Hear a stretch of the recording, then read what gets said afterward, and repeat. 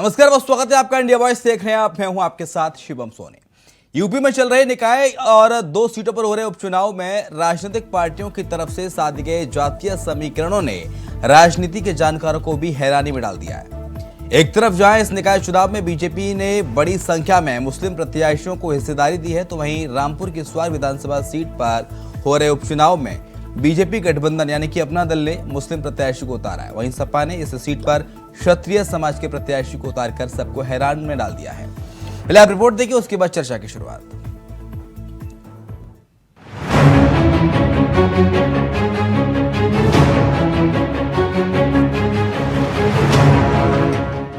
तो ये बदलाव है बीजेपी की रणनीति का। अक्सर अपने हिंदुत्व के चेहरे पर दाव चलने वाली बीजेपी ने इस बार यूपी में निकाय के लिए अधिकतर मुस्लिम चेहरों पर दाव लगाकर मुस्लिमों को रिझाने की कोशिश की है। पहली बार बीजेपी ने मुस्लिम समुदाय को इतनी बड़ी संख्या में टिकट देकर ये साबित करने की कोशिश की है कि बीजेपी मुस्लिम हितैषी है और मुसलमानों का हित चाहती है। पहले इस चरण के लिए तकरीबन 250 मुस्लिम उम्मीदवार बीजेपी ने चुनावी मैदान में उतारे हैं। इनमें नगर निगम के पार्षद उम्मीदवार, नगर पालिका नगर पंचायत के अध्यक्ष उम्मीदवार, इसके अलावा वहां के सभासद के उम्मीदवार भी शामिल हैं। बीजेपी सबका साथ सबका विकास की जो बात करती है, इस बार टिकट देने में भी उसने कहीं न कहीं इसे साबित करने की कोशिश की है। बीजेपी बीते कुछ समय से लगातार मुस्लिम समाज को साथ लाने में जुटी है और हाल ही में पसमानदा सम्मेलन हुआ, उसे भी इसी से जोड़कर देखा जा रहा है। दरअसल पार्टी का फोकस अब पसमानदा समाज पर है, क्योंकि यूपी में 2024 के लिए बीजेपी ने मिशन 80 का लक्ष्य रखा है और बीजेपी ये बात भली भांति जानती है कि बिना पसमानदा समाज के साथ आए ये मुमकिन नहीं है। इसलिए इस बार स्थानीय निकाय चुनाव में भी बीजेपी ने अल्पसंख्यक समुदाय को बम्पर टिकट बांटे हैं। तो एक और जहां बीजेपी ने 2024 को ध्यान में रखते हुए बड़ी संख्या में मुस्लिम प्रत्याशियों पर दाव चला है, वहीं दूसरी तरफ सपा ने भी जातीय समीकरण के मामले में काफी हद तक हैरान किया है। मुस्लिम बाहुल्य स्वार विधानसभा सीट पर समाजवादी पार्टी ने हिंदू समाज के प्रत्याशी को उतारकर सबको हैरान कर दिया। सपा गठबंधन ने इस सीट पर हिंदू कार्ड चला है। स्वार सीट पर बीजेपी गठबंधन के खाते से अपना दल एस ने शफीक अहमद अंसारी को मैदान में उतारा, जबकि दूसरी ओर सपा ने इस सीट पर अनुराधा चौहान को अपना उम्मीदवार बनाया है। हालांकि ये सीट पहले सपा के खाते में ही थी और आजम खान के बेटे अब्दुल्ला आजम की सदस्यता खत्म होने के बाद खाली हुई। ये सीट अब तक 3 बार सपा के कब्जे में रही है, लेकिन जीतने वाले तीनों मुस्लिम उम्मीदवार रहे हैं। हालांकि इस रणनीति के पीछे समाजवादी पार्टी की क्या मंशा है, ये बता पाना मुश्किल है। ऐसे में 24 की रण से पहले बीजेपी और समाजवादी पार्टी दोनों ही अपनी छवि को बदलने का प्रयास कर रहे हैं। बीजेपी की नजर पसमानदा समाज पर है, तो वहीं सपा की नजर हिंदू वोट बैंक पर। Bureau report, India voice. तो बीजेपी का मिशन भाईजान, इसी मुद्दे पर करेंगे चर्चा। राघवेंद्र सिंह है, प्रवक्ता है भारतीय जनता पार्टी का, हमारे साथ अशोक यादव साहब हैं, प्रवक्ता है समाजवादी पार्टी का, और शैलेंद्र श्रीवास्तव हैं, वरिष्ठ पत्रकार हमारे साथ। आप तीनों मेहमानों का बहुत स्वागत है। शुरुआत राघवेंद्र जी आप ही के साथ, क्योंकि बीजेपी ने अब मान लिया है कि बिना मुस्लिम वोट बैंक के राह आसान नहीं होने वाली है, और इसी की रणनीति है कि निकाय किरण में जो टिकट बांटे गए, बंपर टिकट बांटे गए मुस्लिम समुदाय को, पसमानदा मुसलमानों को। राघवेंद्र सिंह, नगर निकाय चुनाव में हम पिछले 35 वर्षों से देख रहे हैं भारतीय जनता पार्टी 90% सीटों पर जीत हासिल करती रही है। हाँ, चाहे समाजवादी पार्टी हो, बहुजन समाज पार्टी हो, कांग्रेस पार्टी हो, हमसे कोसों दूर रही है। इस चुनाव में ये कहने की आवश्यकता नहीं है कि हमें मुस्लिम समाज का वोट नहीं मिलता है। हाँ, हम लोग जो है सबका साथ, सबका विकास, सबका विश्वास को नारे को लेकर के आए हैं और ईमानदारी रूप में काम कर रहे हैं। आपने देखा होगा विधानसभा चुनाव में भी हमको 7% मुस्लिम मतदाताओं ने वोट दिया है। आज के किसी समय ये बात सही थी कि मुस्लिम समाज में हमारी पैठ कुछ कम हुआ करती थी, वहां हमारी विश्वसनीयता कम थी, लेकिन आज पूरे देश में भारतीय जनता पार्टी को मुस्लिम समाज का बढ़ चढ़कर वोट मिल रहा है। उत्तर प्रदेश में 7% मुस्लिम समाज का वोट मिला था नगर निकाय चुनाव में हम लोगों ने। लेकिन आप पर तो सर तोहमत मरती हैं तमाम विपक्षी पार्टियां कि मुस्लिम विरोधी है बीजेपी और मुसलमानों का भला नहीं चाहती, हिंदुत्व कार्ड अब हमेशा खेलते हैं, हिंदुत्व की देखरेख करते हैं, मुसलमानों से कोई लेना देना नहीं है, और हिंदू राष्ट्र बनाने की मांग भी कर चुके हैं आप ही के पार्टी से कई बड़े नेता। नहीं शिवम जी, हिंदू राष्ट्र की परिकल्पना क्या है वो हमारे नेता समय समय पर जो अधिकृत व्यक्ति है वो बता चुकी हैं। अठोड़वा देखा है शिवम जी कभी आपने? उसका नाम अकड़वा होता है, लेकिन उसने आग कभी नहीं फोड़ी है। विपक्षी दलों, यही विपक्षी दल जो देश में हमारे हैं, वो यही कहने का प्रयास करते हैं। देश के आधे राज्यों में हमारी सरकार चल रही है, किन्हीं किन्हीं राज्यों में तो 5-5, 6-6 बार हम लोग सरकार बना चुके हैं। उत्तर प्रदेश में दोबारा हम लोग सरकार बनाए हुए हैं, केंद्र में दोबारा सरकार बनाए हुए हैं। कहाँ हम लोग मुस्लिम विरोधी हैं? कौन सा ऐसा काम करते हैं जिससे मुसलमानों के हितों की रक्षा नहीं होती है? हम लोगों ने पूरे देश में जो शौचालय बनवाए हैं, उसमें क्या हिंदू मुस्लिम करने का काम किया है? बड़े पैमाने पर घर दिए हैं, क्या उसमें हिंदू मुस्लिम करने का काम किया है? हम लोगों ने बड़े पैमाने पर 5 लाख तक का बीमा दिया है, क्या उसमें हिंदू मुस्लिम करने का काम किया है? इस प्रकार की जितनी हमारी केंद्र की ठीक है, लेकिन अशोक यादव साहब, ये जो हिंदू कार्ड खेला है स्वार सीट पर आपने अनुराधा चौहान को टिकट देकर, ये किस रणनीति का हिस्सा ऐसे कहा जाए? क्योंकि अब तक लगातार 3 बार से तो मुस्लिम प्रत्याशी जीतता है समाजवादी पार्टी का। शिवम जी, हम लोग देखिए कभी हिंदू मुस्लिम या कार्ड नहीं खेलते हैं। हाँ। हम लोग फेयर पॉलिटिक्स में विश्वास करते हैं, हम लोग भाईचारे में विश्वास करते हैं। हम लोग समाजवादी पार्टी का मूल मानना है कि जब तक समाज के हर वर्ग के लोगों को उनका उचित स्थान नहीं मिल जाता, तब तक समाजवादी पार्टी उनके लिए हमेशा संघर्ष करती रहती है, रही है और रहती है। आप कार्ड नहीं खेलते तो सर वो क्या था जो पोस्टर लगाए जाते थे, गर्व से कहो हम ब्राह्मण हैं, गर्व से कहो हम शूद्र हैं, इस तरह के, वो किस रणनीति का हिस्सा था अगर आप कार्ड नहीं खेलते तो जातिवाद का? देखिए, जो डिविजिव पॉलिटिक्स जिसको विभाजनकारी नीति कहते हैं, इसका अगर भारतीय राजनीति में अगर किसी पार्टी ने, किसी दल ने अगर बखूबी इस्तेमाल किया है और उसको अपनी सफलता की सीढ़ी बनाई है तो भारतीय जनता पार्टी है। क्योंकि आप देखते होंगे, अभी पसमानदा मुसलमान की बात कर रहे थे आप लोग, किस तरह से बिल्किस बानो के जो गैंग रेप के दोषियों को गुजरात में एक सेंट्रल गवर्नमेंट और गुजरात सरकार रिहाई करती है और सुप्रीम कोर्ट उस पर बार बार फाइल मांगती है, फाइल नहीं दी जाती है, उससे सिर्फ ग्राउंड मांग रही सुप्रीम कोर्ट, किस ग्राउंड पे आपने रिहाई किया और किस तरह से उनको ऐसा माल्यार्पण किया जा रहा था भारतीय जनता पार्टी कार्यकर्ताओं नेताओं द्वारा, जिससे लग रहा था कि कोई बहुत बड़ी जंग जीत के आए हैं। किस तरह से भारतीय जनता पार्टी मुगल इतिहास और हमारे सबसे प्रथम शिक्षा मंत्री मौलाना अबुल कलाम आजाद, जो कि हिंदुस्तान के प्रथम शिक्षा मंत्री थे, उनका नाम हटाने का क्या आपको लगता है कि समाजवादी पार्टी के वोट बैंक पर नजर है बीजेपी की, तभी पसमानदा मुसलमानों की रणनीति लेकर आए हैं और मुसलमानों को बम्पर टिकट बांट रहे हैं? अशोक यादव, देखिए शिवम जी, देखिए हम जो है ये नहीं कहेंगे जिनकी नजर कहाँ है कहाँ नहीं है। नहीं, आपके वोट बैंक में कहीं ना कहीं सेम लगाने की तैयारी है।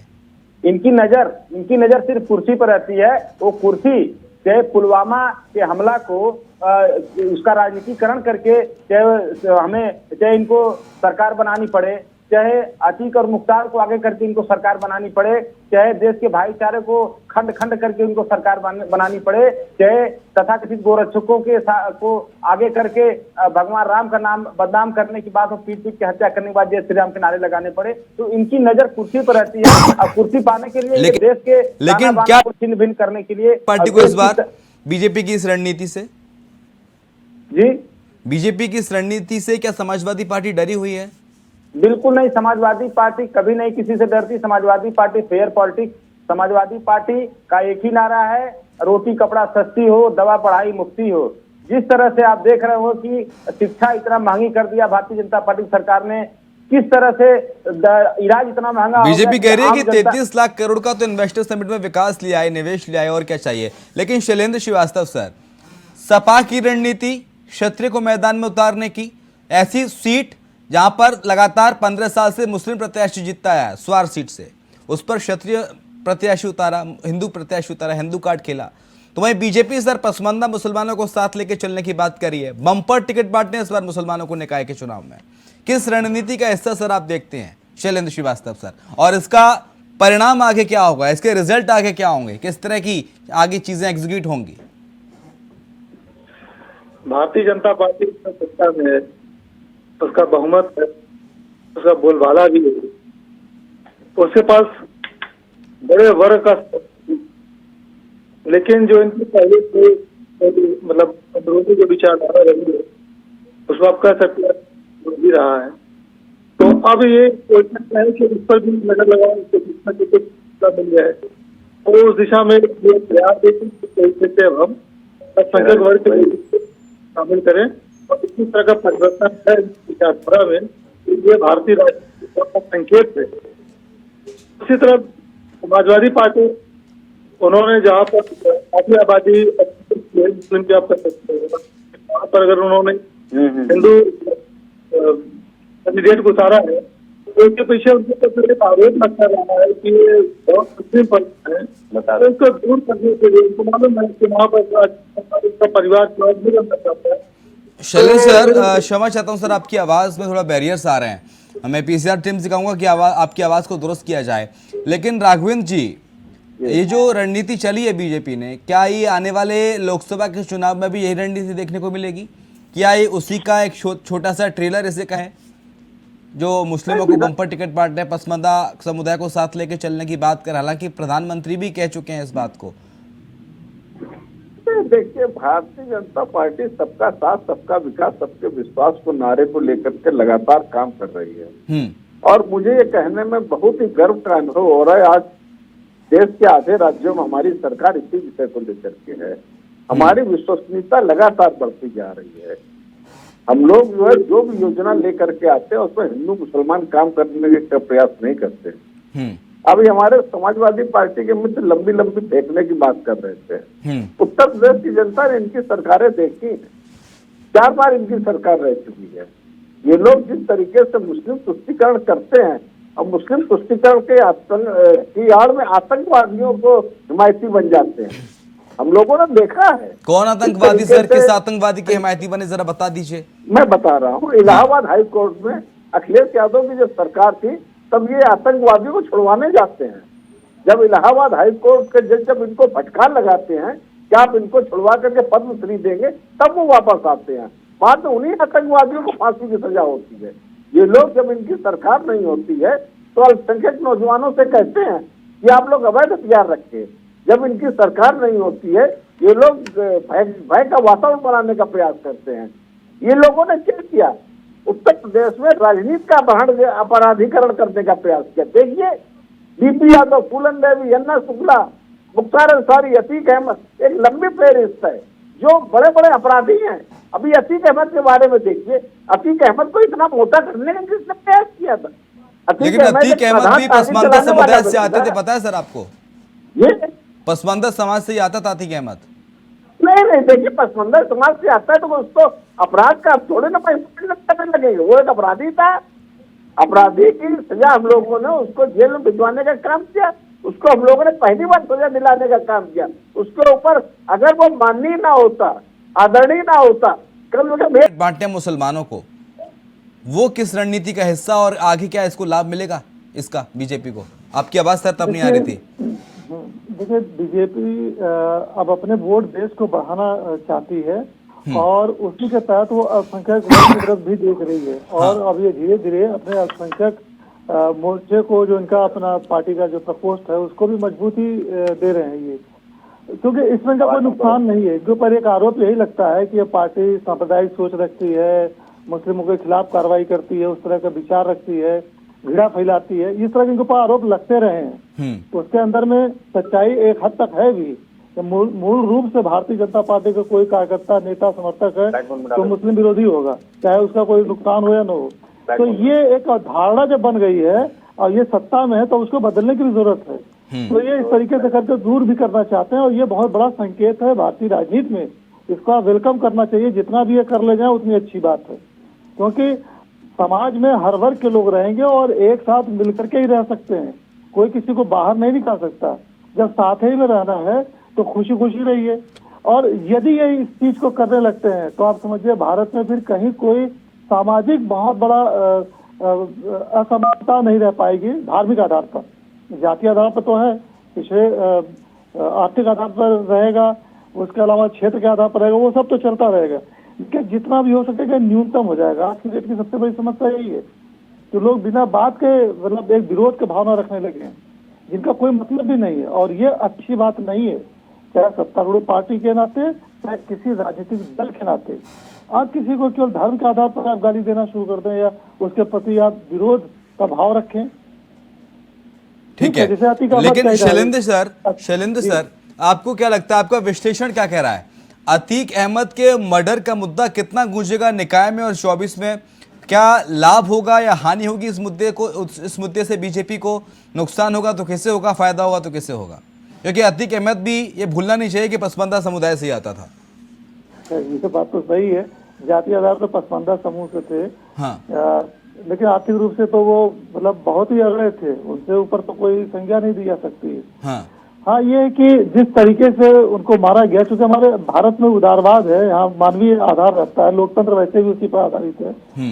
ऐसे में जिस तरीके से अतीक को पकड़ा गया, उनके परिवार को सब चीज की गई, तो सहानुभूति मोटे तौर पे इसमें अतीक और उसके परिवार की तरफ है। भले कुछ लोग बहुत जश्न मना रहे हैं, लेकिन ये तो हार्डकोर वाले लोग हैं या बहुत मतलब उग्र मानसिकता के लोग, मतलब बहुत कोई सामान्य भाव के लोग बहुत खुश नहीं है।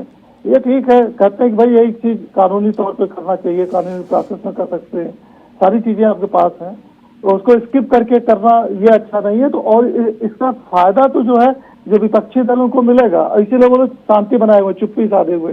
और क्या ऐसी रणनीति का हिस्सा है पसमानदा समुदाय को और मुस्लिमों को बम्पर टिकट बांटना? यस, हो सकता है।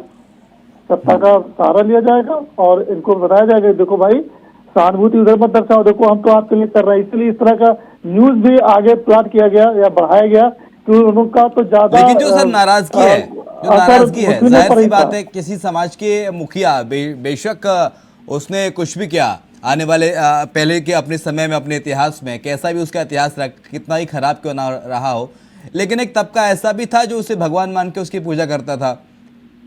तो क्या नाराजगी, वो एक वो कई बार का चुना हुआ जनप्रतिनिधि है। हाँ। आप इस बात को मत भूलिए, केवल अपराधी कर रहे हैं, जवानी में उसने किया। अब आकर के तो वो एक इंडस्ट्रियलिस्ट बन गया था, कार्य गौर कीजिए। हाँ। अब आज के डेट में वो एक स्थापित राजनेता था, एक स्थापित इंडस्ट्रियलिस्ट था। हाँ। अपराधी का शुरुआत उसकी थी। हर आदमी एक गरीबी के दुष्चक्र को तोड़ने के लिए कोई न कोई रास्ता अपनाता है, जिससे उसके पास पूंजी है। हाँ। उसे पूंजी लाने के लिए अपराध का रास्ता अपनाया, ये रहा होगा। जितने लोग रियल एस्टेट के लाइन में, उनका देखिए बैकग्राउंड क्या है। हाँ। तो अब ये है कि उसकी वजह से उसकी दबंगई बढ़ गई, उसके दुश्मन और उसके जो कृत्य थे वो आपराधिक ही थे, उसको ज्यादा हाईलाइट किया गया। लेकिन ये भी नहीं भूल सकते, वो चुना हुआ सांसद था, चुना हुआ विधायक था यहाँ से। तो अगर हम केवल उसको अपराधी करें तो वहां की उतनी जनता को, जो लाखों की संख्या में, उसको गाली दे रहे हैं। अगर जनता ही ऐसे लोगों को अपना प्रतिनिधि बना रही है, इसका मतलब जनता की सहमति है, इससे रख लो हमारे अगुआ बने, हम कैसे उनको गाली दे सकते हैं? लोकतंत्र है, इस बात को भी ध्यान में रखना पड़ेगा। बाकी उनको जो करनी है उसका सजा दिया गया या जो भी है, हाँ, जैसा कर्म करेगा इंसान वैसा फल देगा भगवान। लेकिन अशोक यादव साहब, क्या इस मुद्दे को बुलाने की कोशिश करेगी समाजवादी पार्टी? नहीं, देखिए, समाजवादी पार्टी कभी इस तरह के मुद्दे बुलाने की कोशिश नहीं करती है। हाँ। समाजवादी पार्टी हमेशा ये जो तरीका अपनाया गया ना, ये जो तरीका अपनाया गया, ये बिल्कुल ब्रूटल तरीका और तालिबानी तरीका था। इस तरह के केसेस जो है हम लोग देखते हैं मीडिया में कि तालिबान में हो रहा है इस तरह की, जहाँ पर न कोई कॉन्स्टिट्यूशन है, न कोई डेमोक्रेसी है, न कोई जुडिशरी है। जो वहाँ के जो मुखिया हैं उन्होंने बोल दिया वही उनका कानून हो जाता है। तो अब किसी की सजा अगर देना हो, तालिबान में तो पत्थरों से पीट पीट उसकी हत्या, मार मार के हत्या कर दी जाती है। तो क्या उत्तर प्रदेश भी तालिबान बन चुका है? क्या उत्तर प्रदेश की सरकार भी माफियागिरी पे चल रही है? मैं ये सवाल पूछता हूँ, क्योंकि माफियाओं का तो कोई कानून नहीं होता, कोई कॉन्स्टिट्यूशन नहीं होता, कोई डेमोक्रेसी नहीं होता, लेकिन सरकार जो चुनी हुई सरकार है, लेकिन सरकार जो मौजूदा है सर, वो तो कह रही है कि माफिया को टिकट देने वाले कौन है? समाजवादी पार्टी है। आपने बड़े बड़े माफिया आपके राज्य में पनपे हैं, आपने माफिया को पनपाया है, माफिया को खात्मा किया समाजवादी पार्टी ने। अभी 61 माफियाओं की लिस्ट तैयार की है, इन पर धीरे धीरे करके एक्शन होना है। हालांकि किसका क्या एनकाउंटर होगा, किसके यहाँ बुलडोजर चलेगा, कौन गिरफ्तार होगा, ये तो आने वाला समय बताएगा। एडीआर की रिपोर्ट अगर देखी जाए तो उसमें 42% भारतीय जनता पार्टी के साथ जो विधायक हैं उनके ऊपर सीरियस क्रिमिनल केसेस चल रहे हैं, 42%। क्या मैं पूछता हूँ, क्या ऐसे कुछ विधायकों का ही क्या योगी सरकार कोर्ट में गई है, एमपी एमएलए कोर्ट में डिस्क्वालीफाई के लिए, डिस्क्वालिफिकेशन के लिए?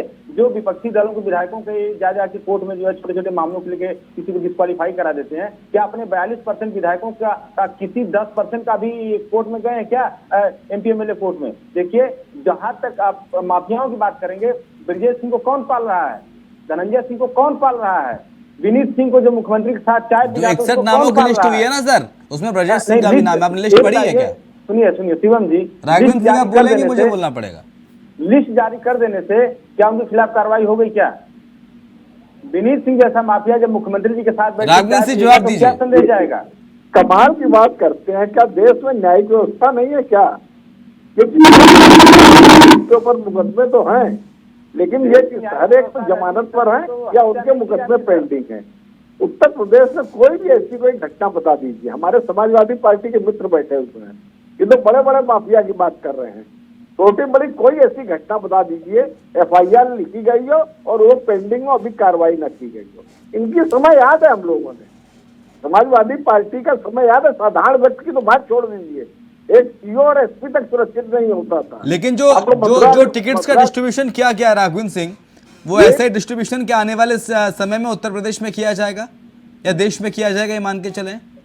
ये समझे नहीं बात क्या कह रहे जो हैं। एक मुस्लिम विरोधी का तमगा है बीजेपी के ऊपर कि मुसलमानों का भला नहीं चाहते, बड़े बड़े कांग्रेस के नेता हों या फिर AIM के चीफ हों असदुद्दीन ओवैसी साहब, वो जो लगातार कह चुके हैं कि भाई मुस्लिम विरोधी हैं आप, हिंदू राष्ट्र चाहते हैं, मुसलमानों के लिए हिंदुस्तान में कोई जगह ही नहीं बची बीजेपी के शासन में।